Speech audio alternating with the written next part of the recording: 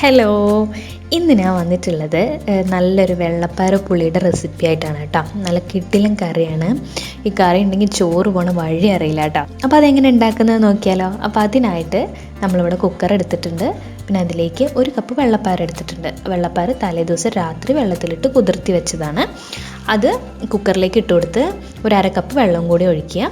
എന്നിട്ട് അതിലേക്ക് ഒരു വലിയ സവാള അരിഞ്ഞതും 3-4 പച്ചമുളക് അരിഞ്ഞതും 2 വലിയ തക്കാളി അരിഞ്ഞതും കൂടി ചേർത്ത് കൊടുക്കുക. പിന്നെ 1/2 ടീസ്പൂൺ മഞ്ഞൾപ്പൊടി, 1 ടീസ്പൂൺ ഉപ്പ്, 1/2 ടേബിൾ സ്പൂൺ മല്ലിപ്പൊടി,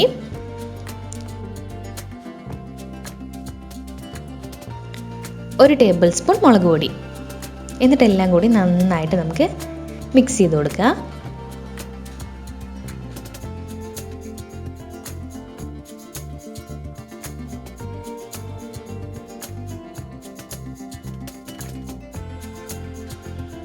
ഇനി നമുക്ക് കുക്കർ അടച്ചു വെച്ചിട്ട് ഒരു 2 വിസിലിടാം കേട്ടോ.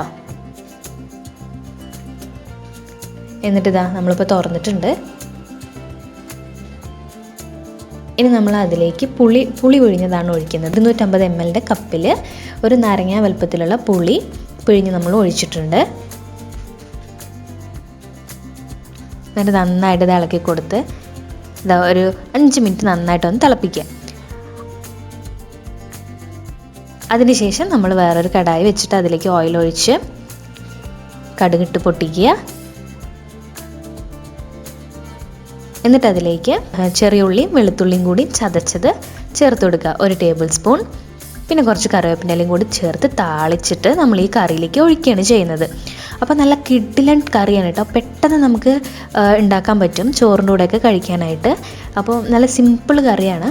അപ്പോൾ എല്ലാവരും ഒന്ന് ട്രൈ ചെയ്ത് നോക്കണം കേട്ടോ. നല്ല അടിപൊളി ടേസ്റ്റാണ്. ചോറ് പോണ വഴി അറിയില്ല. അപ്പോൾ നല്ല രസമുള്ളൊരു കറിയാണ് കേട്ടോ. അപ്പോൾ എല്ലാവരും ട്രൈ ചെയ്ത് നോക്കണം. നമ്മുടെ വീഡിയോ ഇഷ്ടമായാൽ തീർച്ചയായും ലൈക്ക് ചെയ്യുക, ഷെയർ ചെയ്യുക, സബ്സ്ക്രൈബ് ചെയ്യാൻ മറക്കരുത്.